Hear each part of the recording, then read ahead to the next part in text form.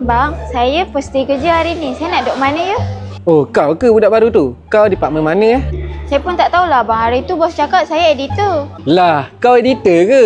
Tu kat sana tu tempat kau. Tapi kau kena hormat sikit sebab aku ni senior tau kat Walong ni. Okay.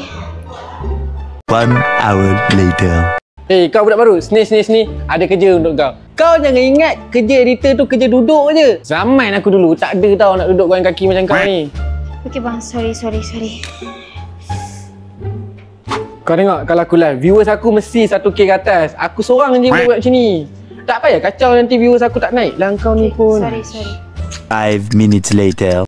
Tapi ni kosong je bang. Tak ada orang pun. Selalu ada orang. Mana tak ada pun. Ada, selalu ada. Sebab kau ke budak baru dia orang tak detect ke apa, aku tak tahu lah. Ya ke? Dekat company ni, aku yang paling padu tau. Kau tengok aku edit pun laju. Kau ni beruntung dapat aku ajar kau. Korang lain tak dapat tau nikmat macam ni. Memang aku seorang yang paling padu.